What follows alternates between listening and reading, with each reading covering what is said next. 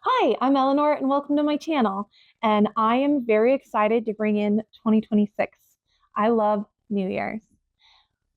I'm going to start off though by letting you know what I'm not going to do in this video. I'm not going to tell you how to reset your life in 2026. I'm not going to give you step-by-step ideas on how to start off on the right foot in 2026. I'm going to tell you about why I like New Year's and why I'm really embracing the season.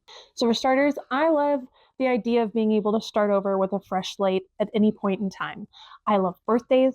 I love Sundays. I love the idea that at any point in time and any day, no matter how bad, you have the right for yourself to say, it's okay, I'm going to start fresh. I live by that energy. And some days it's harder to do that than others. It's a constant effort. It's not easy, but it helps me get through life. The other thing about fresh starts is that I keep rediscovering myself. There are all these new versions of me the older I get. The more things I go through, the more years I go through, the more people I meet, the more life happens, the more versions of myself there are. And I am realizing there's a whole new version of me. So I think my biggest goal for 2026 is probably just going to be this channel as an exploration of me. People don't have to follow. I don't need a lot of followers. I don't need to be famous. I just want to hold myself accountable for me.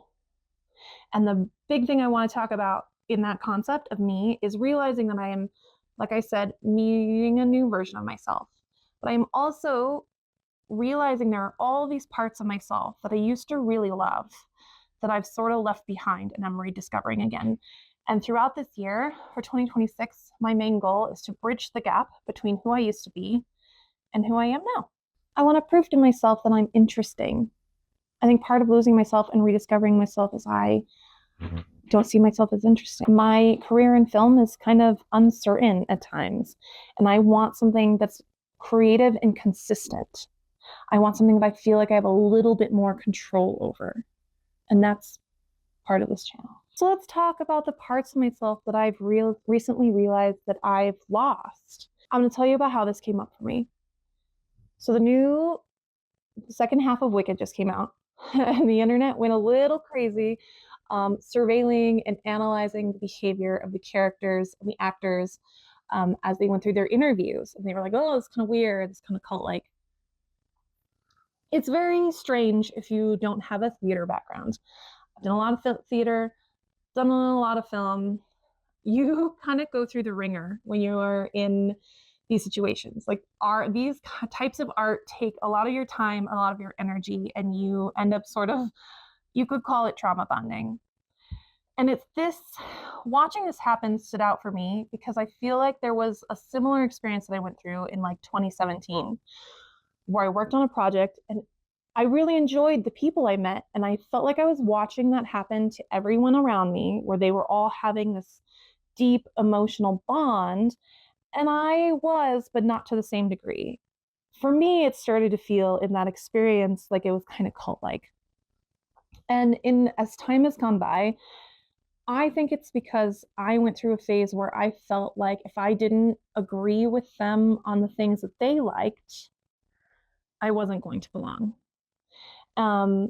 Or that maybe if I met them with what they liked doing, they would discover the things about me that I liked doing and we would find our differences. And I think the reason I felt so alienated at that time is because I don't actually think they did. I think they just saw the parts of me that they related to and nothing else. And in this past like year or two of my personal life, that's started to feel very apparent. And that kind of happens. Like, there is no judgment. We are constantly discovering things about people. I just for myself need to reconnect with those things. And I do need to sort of analyze the people in my life who are willing to meet the new version of me and the ones who are forever going to see me as who I was or who they wanted me to be. So some of the things I felt like I lost, I really kind of want to use. There's a specific example of I sort of had this icon that I felt like represented me when I was younger, like through high school and most of college. I really liked the imagery of Little Red Riding Hood, and that was me. And like a lot of my socials at the time were dedicated to being Little Red Riding Hood. And as I got older and met some of these people, their favorite colors were also red, and they were also like lovers of grim fairy tales and dark things, and that sort of got co-opted by other people. And I recently realized I let it go. It was such a strong part of my identity, and I lost it. And so part of 2026 is me regaining the talisman, if you want to call it, the iconography, the symbolism of myself of being Little Red Riding, or just like identifying with that imagery. And I kind of know how part of this happened. Some of it's on me because a few years ago, I went through this phase where I realized that there were just certain people in life who just really need to have strong opinions about colors in like weird negative ways that I think are negative, right? Like we were all supposed to be bridesmaids in a friend's wedding, and she really wanted us each to be in jewel tones. That's all she cared about. She's like, you can pick the color, like you can pick the style of your dress, you can pick the color, like it's just as long as it's jewel tones, I don't care. And somehow along the line, without really it being her idea, it was like everyone decided they each needed to have a specific color, and someone just would not stop talking about how they would be anything, but they would not be pink. And I'm like, well, then no one's making you be anything. You don't have to be pink. It felt so absurd to hate a color that badly. The same person also then fought one of the bride's sisters over the color red and how she was more important and needed to be the color red, which was absurd to me because she was literally arguing with this person's sister. So like, since red's my favorite color and it was off the table and I was not going to get involved with that, I decided I was going to be rebellious and be like, oh, then if you really want to hate the color pink, I'm going to be the color pink. And for a while, the color pink became part of my identity. And I don't regret that. I went through that phase of my life really identifying with how rebellious and freeing it felt to defy everyone else's opinions. Everyone around me thought, oh, pink is such an ugly color. It's too girly. And I just thought it was so dumb, and I didn't understand why you couldn't be both tough and like pink. And I dove into that for a while, and recently realized that nobody actually realizes that my favorite color is not pink, that it is red. And I did that to myself, but like I really want to embrace my love of the color red again this upcoming year. I also really want to embrace getting back into gaming again. I was never like a huge gamer. And I am also like, not all of these experiences with these people and friends were like negative or co-opting. I had a friend recently start to see and nibble into that I do like gaming, and Robert and I got a gaming computer, not for gaming this past year, but because he has started to stream. He runs a Grand Turismo channel, and we needed a stronger computer, so we got one. And because of that, it has reignited this love that I had for PC gaming. And a friend of mine PC games, and she has been excited to meet this new part of myself and bought me a whole bunch of games for Christmas and my birthday, and I'm super grateful. And that's a thing I want to get back into this year. I want to get back into art. Some of those circles I were in for a little while, really, people really just want to put you in boxes. You're just this one person. You like this thing. They want you to stay there. And I was just the seamstress. That was the only art I was allowed to do, even though I went to college and had like painting minors. And I've done painting and crafting and sculpting for a really long time. And some of them I'm better at than others, but like I was doing like college grade painting for a little while, and it felt like it was like a competitive world for me in some circles. And I really want to get back interest to the art and creating of it all, and not just like the people, but having the energy and the time. Life has really been hard, and it takes the energy and it takes money to do a lot of this stuff. Even simple crafts sometimes are really expensive, and I want to get back into that.